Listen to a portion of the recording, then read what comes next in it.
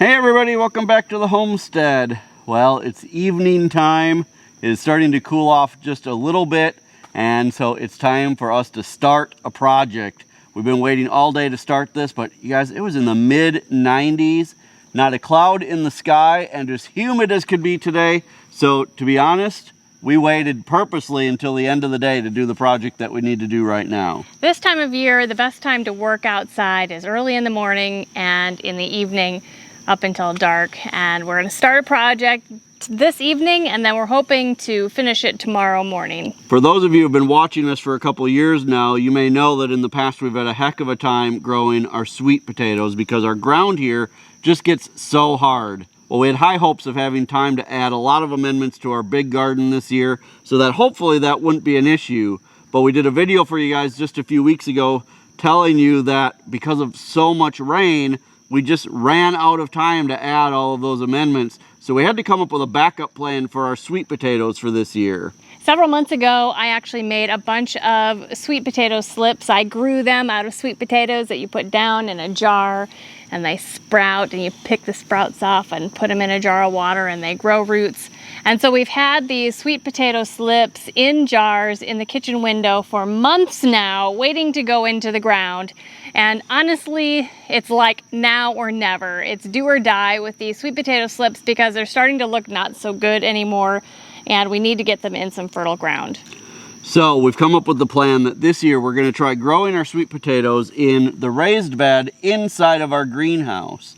Normally we only grow in this greenhouse over the winter, but we have a pretty big raised bed inside of the greenhouse. It's 6 feet wide by I think 22 feet long. And so we decided this year, instead of letting it sit empty all summer, it might be the perfect place to grow our sweet potatoes. I think that they're going to be okay with the heat of the greenhouse in here, but also I think they're really going to love the loose soil that's in there, and we will be able to grow big sweet potatoes, unlike last year where we got just kind of little tiny sweet potatoes because of the hard ground. Even though I think that they're going to really like the heat of this greenhouse, because there's no shade cloth on it, you guys, it gets so hot in there. Even though we have the roll-up sides and we have doors on both sides to ventilate it as much as possible, it's still getting probably too hot for them. So the beginning of this project is actually going to be putting the shade cloths that we have up here on this greenhouse, so we can at least make it just a little bit cooler for them.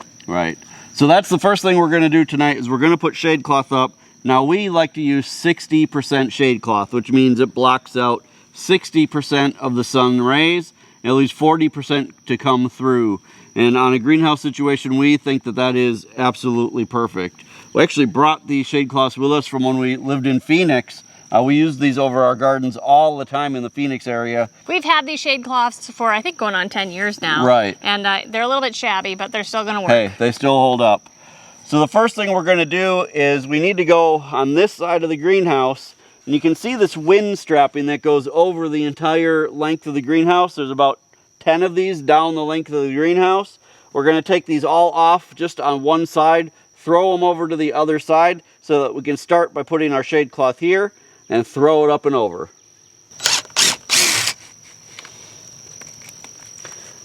So these wind straps are really important on the greenhouse because they help hold the plastic on nice and tight. But with the shade cloths, it's also going to help hold the shade cloths on nice and tight, which is why we take these off partially so that we can actually put the shade cloth underneath the wind straps. It really makes it nice and secure on the greenhouse.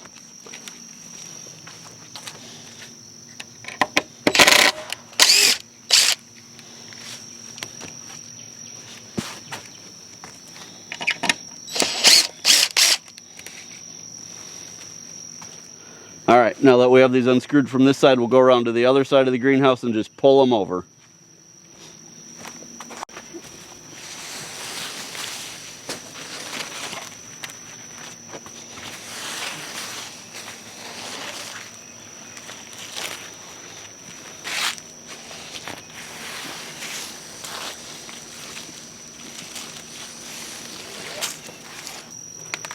All right, so now it's time to start actually putting the shade cloths up and over the greenhouse.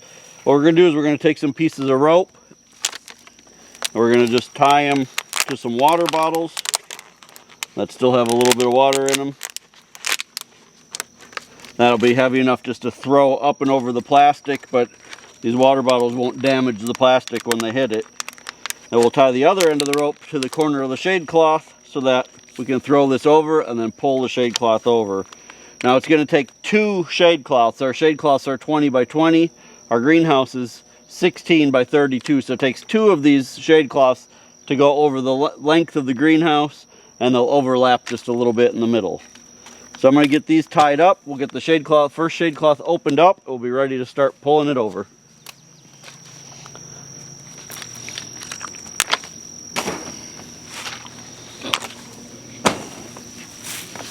All right, I'll go pull from the other side. You watch from here. Okay.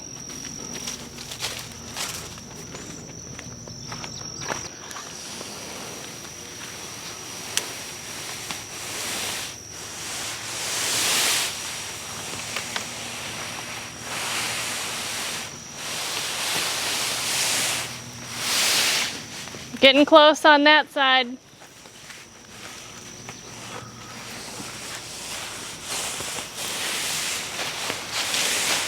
Oh, stop.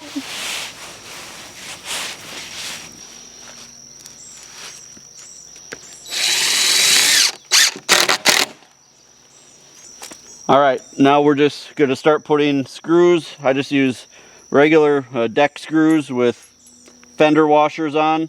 And we just put a few of these along, but then we'll also, when we put the wind straps back on, those screws will go through it as well, so that'll help hold it in place.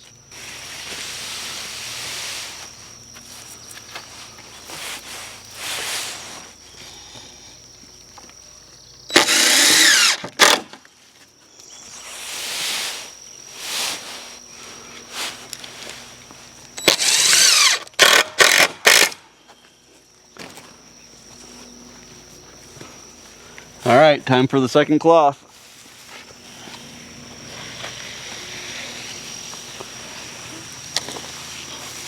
All set? Yep.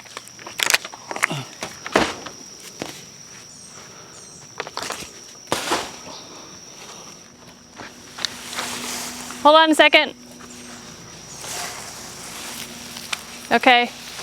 Looks like you're losing the other side a little bit. Do you want my help over there? I was just going to try to pull them both together. Okay.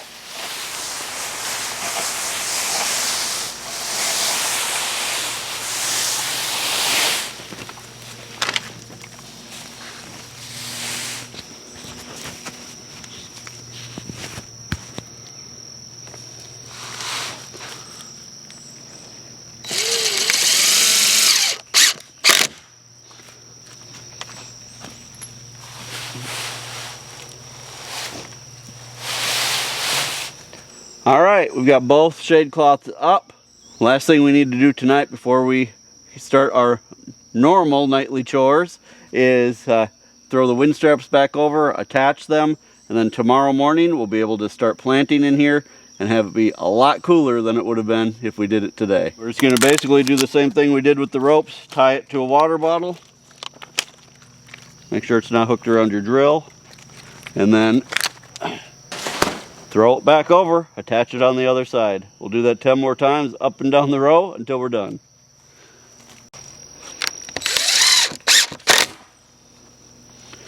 All right.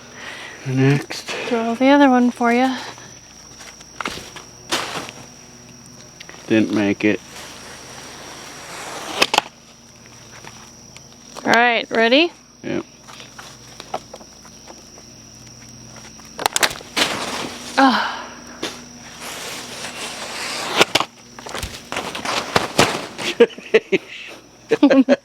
Well, I hadn't made it. If that wouldn't have been on a rope, that would have got me square in the melon. Sorry.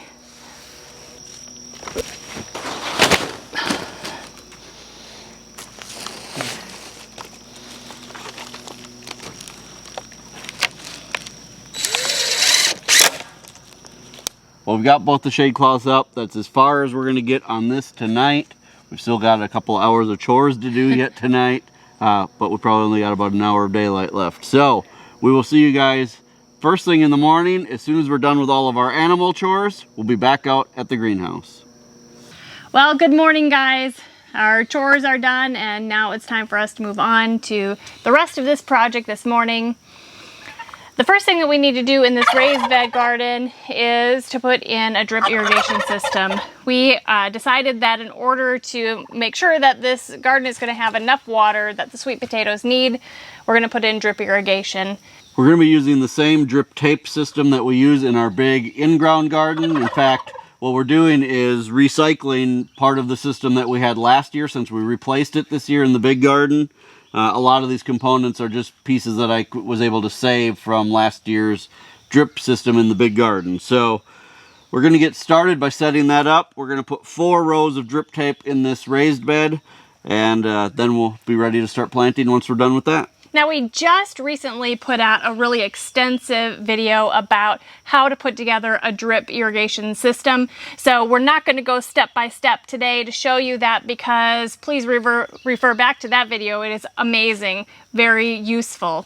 But we are going to install one here today in this raised bed, which is a little bit different. So we'll make sure to show you enough so that you can transfer the information that we taught you in the big garden to this raised bed garden.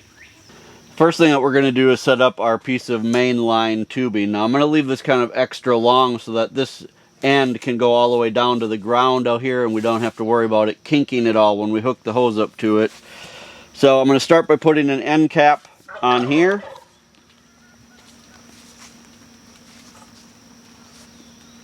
That'll cap off that end. And then on the other end here is where we're going to add our hose connection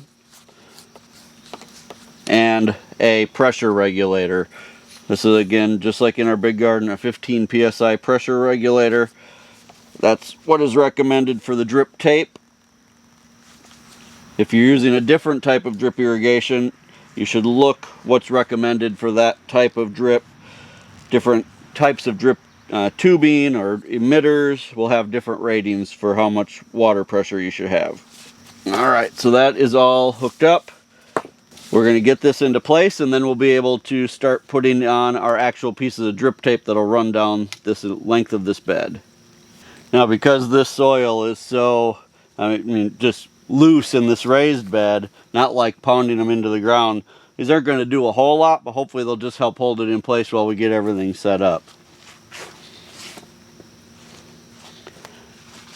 Alright, now that we have that staked into place, we'll make our holes so we can put our connections on here for the actual drip tape to attach to. Then we'll run the piece of drip tape, and that's all there is to it. I've laid my connections out here just about where I want them. Now, I'm not really the kind of person who measures everything out to get everything exactly perfect, because ultimately it's not going to matter. The water is going to spread everywhere anyway, so we're just going to get this done because it is getting hot in this greenhouse.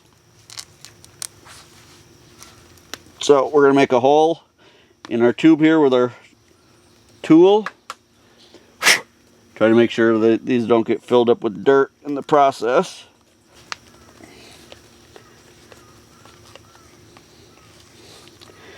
And we'll just attach those to our main line, and then we'll be ready to start adding the drip tape. Now that we have these all in place, I've detached this from the dirt so that I can work a little better with hooking up these drip tapes. The other thing with when you're working with really loose soil like this, with like the compost here, you want to make sure you're not getting that in your system. So until this is all put together, I'll try to keep it out of the dirt as much as possible. So we're going to attach the drip tape. You always want to make sure the emitters are facing up on a drip system.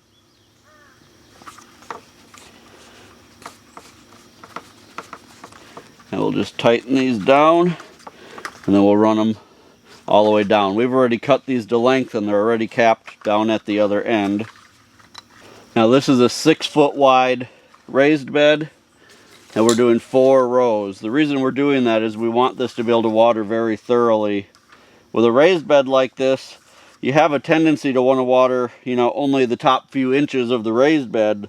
Like this raised bed is almost a foot deep, or is over a foot deep actually, with compost. Every time we water, we're going to want this to water all the way down to the native ground underneath. You're not going to want that compost down at the bottom to dry out, or it can really cause some pretty big problems. So even though the tendency will be to only run this until the first few inches of the raised bed are watered. We're going to run this probably about the same amount of time we run our drip system in our other gardens, which is at least a couple hours at a time, because we really do want that water to soak all the way down in. All right, those are all attached. Now we'll go straighten them out down at the other end, put this back in place, and we're all done. All right, we've got all the lines connected. Now, because these staples aren't going to hold much in this compost, what I've decided to do is on the side with the main line, use some plumbing hanger. I show you guys this stuff all the time. I think this is probably the absolute handiest thing that we have on the entire homestead, because I use it probably every day for some reason. You buy it in big rolls. It's just these pieces of metal, and they're just so handy to have. So I'm going to use a few pieces of these. We're going to actually attach the main line right to the wood here inside of the garden.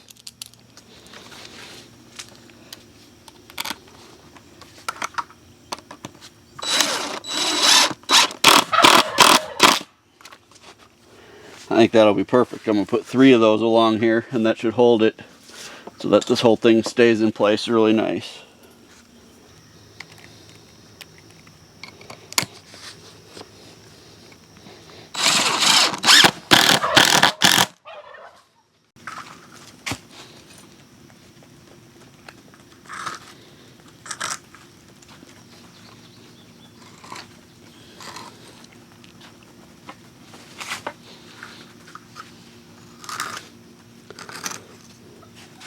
All right, that's perfect. Now we'll be able to water this garden nice and thoroughly, and hopefully give these sweet potatoes everything that they need to grow all summer long. Well, now is the time that we can start planting these sweet potato slips. Again, I started these from just a regular sweet potato that I got from the organic section at the health food store. The variety of these are the garnet sweet potatoes. And I just did the method where you put sweet potato in a jar, and then the sprouts come right out of the potato, break it off, put it in a jar just like this, and they will root in some water. So these guys have been in these jars for really too long. They're actually not looking that great, but I'm hoping that as soon as we get these into the ground that they'll get the nutrients they need to really take off. Now, sweet potatoes, they're going to spread. Their tops will get viney, and all of this raised bed is going to be filled up with viney green leaves, which the leaves are edible, by the way. But we are really going to be primarily looking for the sweet potatoes underground. So you can plant the sweet potato slips anywhere from 12 to 18 inches apart in your rows. We're going to be doing 18 inches, and we're going to be doing 3 rows of them in this 6-foot raised bed. So I think that will provide a really nice quantity of sweet potatoes in the end.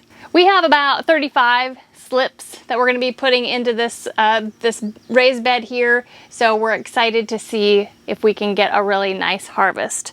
So we're going to be doing 3 rows in here, and the plants are going to be every 18 inches.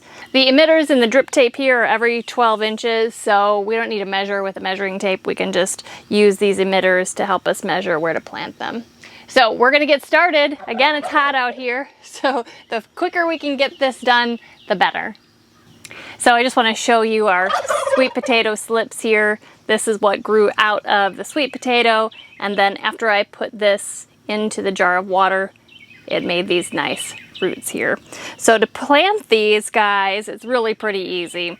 We're just going to dig a hole in the ground, and because this soil is so loose, I can just do that with my hand.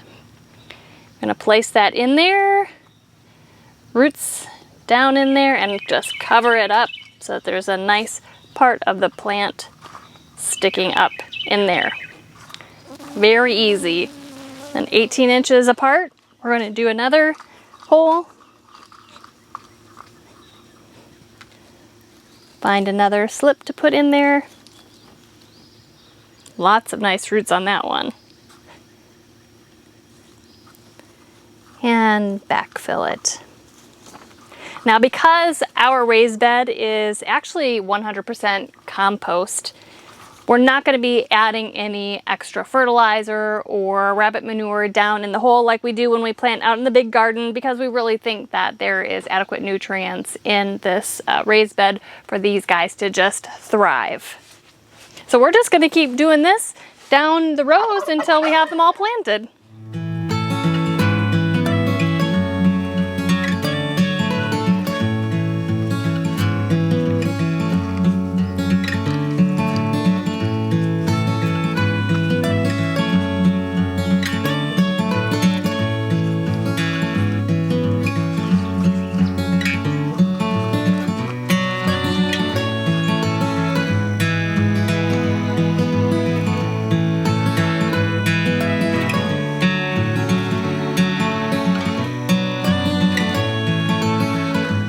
It'll be really nice to have drip in here. Yeah, now we can test it out, right? Yep. Now that those are planted, final thing to do for this project is to hook up the hose to our drip irrigation system, make sure it all works okay. I didn't want to test it out before we planted because I didn't want the raised bed to be too wet when we planted. So hopefully everything is going to be okay. Let's turn this on. We'll see if we're getting water through the whole bed, and then we'll give these plants a nice soak for the next couple hours.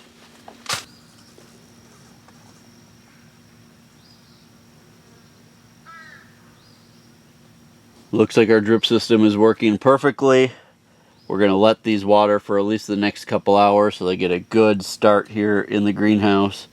I really think this is going to be awesome, having these sweet potatoes in the greenhouse. It's going to be a lot easier when it gets to harvest time. And with this shade cloth up, I really do think that they'll do just fine in here all summer long as we keep the sides up and the doors open, and maybe even bring a fan in so we can have some better ventilation in here. But it's staying pretty nice in here. It's much better than it would be without the shade cloth. Well, you guys, another garden is planted. Even the turkeys are excited that we have this all finished. You guys, thank you so much for spending last evening and this morning with us as we got this all ready for our sweet potatoes. We cannot wait to see what harvest that we have. It's kind of an experiment, but I hope it's better than last year when we could barely dig them out of the ground. This is such wonderful soil. Right. I do think that the sweet potatoes are going to grow much bigger around this way. Last year we had a lot of them that were, 3 feet long, but only as big around as a pencil. So I think this is going to be a lot better. So again, we enjoyed having you with us today. Don't forget to subscribe to our channel so that you are notified of all of our new videos. Give this a thumbs up if you enjoyed watching us today. And remember that really the best way that you can help us here on the Homestead is just to share our videos on your social media. We would appreciate it. Until next time, thank you so much for stopping by our homestead. Take care and God bless. God bless.